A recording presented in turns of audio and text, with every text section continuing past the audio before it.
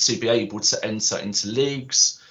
We ran tournaments anyway through our E20 Football Foundation and the community projects, but we really wanted to give them a professional pathway, something where they could compete at the highest level. And I'll go on to Football Unites a little bit later in terms of how that has progressed. And also around that same time, we joined with This Girl Can campaign, which This Girl Can campaign has been going on for a long, long time. And it's trying to get more female participation in football.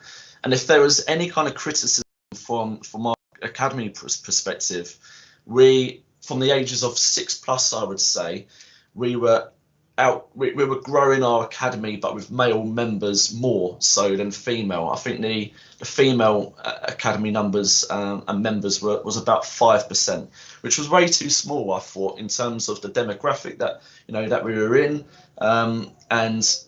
and we had quite a lot coming through from the mini kickers age group, where the mixture was about 50%. So we had 50% male, 50% female for the age groups of 2 years old to 6 years old.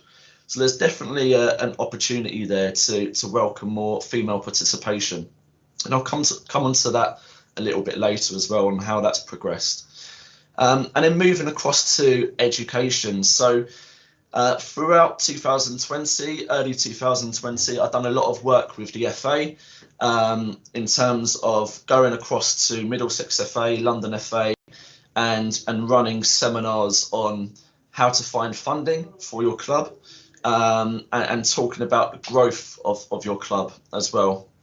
But in terms with in line with that, they offered us discounts with our coaches that we have, and so they could get their qualifications, not just their coaching qualifications, but their safeguarding qualifications as well.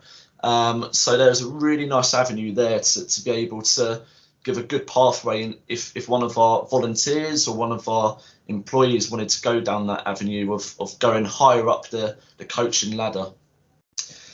And we've got the Jack Petchey logo there as well under education, and this was something Fatima started up at the end of last year, so in December, but it's kind of really kicked in January time.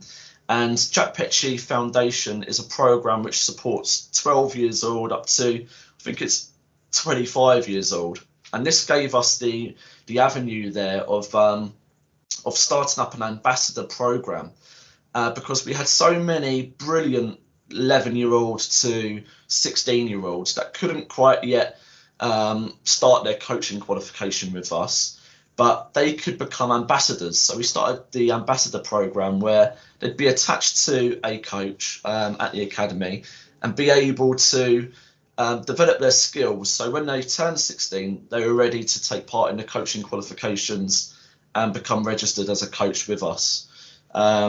So that started up, and that's been really, really successful throughout 2020 and the back end of 2019. Moving over to the events, like I mentioned earlier, we run the UK's largest free adult football festival, and that's with E20 Football Foundation. And unfortunately, we had to actually postpone the E20 tournament in about May time. And that's the kind of negative impact of COVID that I could see has happened with us, having to postpone large tournaments. We had to do the same for the E20 under 16s. So we ran in under 16s and we ran in under 12s. So we had to postpone those events. But we'll come on to what we've done per month in order to still keep the motivation high. And also in terms of events, we started partnering with different organisations. So Sporthead ran half-term events when it's COVID friendly. So over in October time, we were able to join with Sporthead and utilise our coaches to go to different schools and run half-term events. So that was really, really exciting to start the kind of process of how well we could work with other organisations. And that was effective. Inside of E20 in the summer, we also started partnering with East Village Management Team to run their kind of summer program, and our coaches would work with them to run all of the sports provision. And then underneath the events bit there, you've got the summer camp. So this was another bid that we won back in January time. Obviously, it was a nervous time coming up to March where we thought, oh, is this actually going to go ahead?